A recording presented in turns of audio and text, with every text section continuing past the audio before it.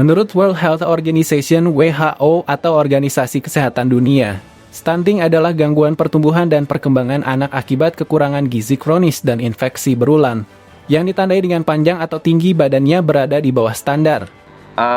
Stunting dulu itu hanya beberapa kabupaten saja, tetapi sekarang ini sudah semua menjadi prioritas, dan insya Allah di pemerintah yang baru nanti, Presiden terpilih Bapak Prabowo dan timnya juga sama akan memberikan prioritas yang besar, bahkan insya Allah lebih besar lagi untuk perhatiannya kepada masalah gizi, masalah stunting, masalah SDM.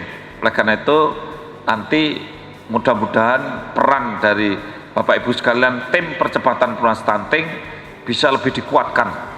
Kata Wardoyo pada pertemuan dengan tim percepatan penurunan stunting TPPS Maluku Tenggara di Aula Kantor Bupati Mara, Senin 27 Mei 2024. Tahun 2024 ada 5 provinsi yang menjadi super prioritas percepatan, pencegahan dan penurunan stunting antara lain Jawa Barat, Banten, Jawa Tengah, Jawa Timur, dan Sumatera Utara. Dengan adanya Peraturan Presiden Nomor 72 Tahun 2021 tentang percepatan penurunan stunting.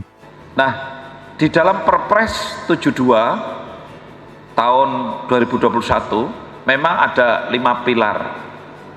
Pilar pertama itu membangun komitmen. Jadi pemerintah daerah berkomitmen, kementerian lembaga berkomitmen, Forkompinda berkomitmen untuk meningkatkan kualitas SDM. Saya apresiasi kepada Pak Bupati karena tadi dalam waktu singkat beliau menjabat juga belum lama, tapi sudah ada peraturan daerah atau minimal Perbup ya. Tepuk tangan dulu nih untuk Pak Bupati ya, yang membuat inovasi dan regulasi untuk keberpihakan pada stunting. Itulah menyamakan visi. Jadi ada visi bersama, kemudian ada komitmen. Itu pilar 1. Pilar 2 harus ada sosialisasi yang masif, karena edukasi penting sekali. Pilar ketiga itu konvergens. Kalau Dinas PU mau bikin jamban, antara jamban yang untuk nenek-nenek yang sudah tua tapi nggak punya jamban, kemudian ada ibu-ibu hamil yang mau melahirkan juga nggak punya jamban. Sebaiknya dua-duanya dibuatkan. Tapi kalau seandainya dananya terbatas, terpaksa bukan kita mengabaikan orang tua, tapi yang mau punya bayi, mau punya anak ini mestinya harus jambannya didahulukan.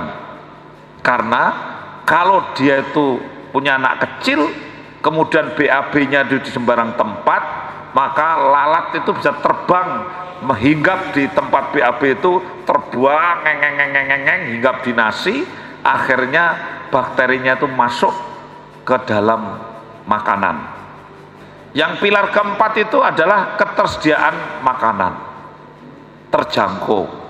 Makanya peran Dinas Pertanian juga cukup besar. Tadi juga Pak Sekda sudah cerita itu di Kayak Besar bisa sawahnya ada, kemudian sayur mayur juga ada. Di sini pun bisa nanam cabai, kemudian pelihara ternak juga bisa. Jadi sebetulnya di sini saya yakin bisa melimpah. Ikan itu di sini luar biasa, sehingga cukuplah. Dan pilar yang kelima itu adalah bagaimana kita melakukan inovasi, kemudian data dilengkapi, sehingga akhirnya kita bisa melakukan perencanaan dan inovasi yang baik.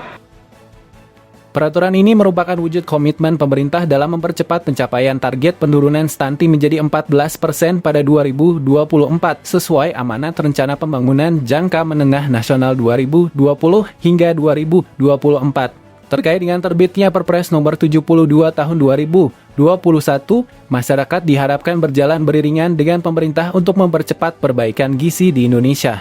Percepatan penurunan stunting juga menjadi salah satu kontribusi Indonesia dalam mencapai tujuan pembangunan berkelanjutan Sustainable Development Goals pada 2030 mendatang. Pada kesempatan yang sama, penjabat Bupati Mara, Jasmono, menjelaskan prevalensi stunting di Mara mengalami penurunan dari tahun ke tahun. Pada kesempatan ini pula dapat kami sampaikan bahwa prevalensi stunting di Kabupaten Maluku Tenggara juga menunjukkan progres yang cukup positif. Jika pada tahun 2018 berdasarkan data elektronik pencatatan pelaporan gizi berbasis masyarakat pada tahun 2018 menunjukkan angka 30,01%, dan pada akhir tahun 2023 angka tersebut menurun menjadi 16%. Artinya terjadi penurunan yang cukup signifikan.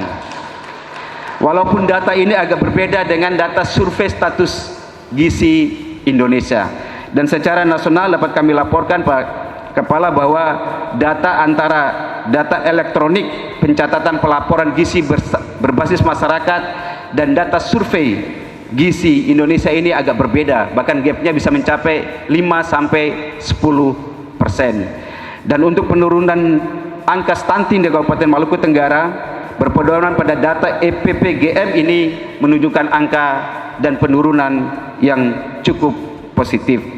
Target kita adalah penurunan angka stunting bisa mencapai apa yang ditetapkan secara nasional, yaitu 14% pada tahun 2024.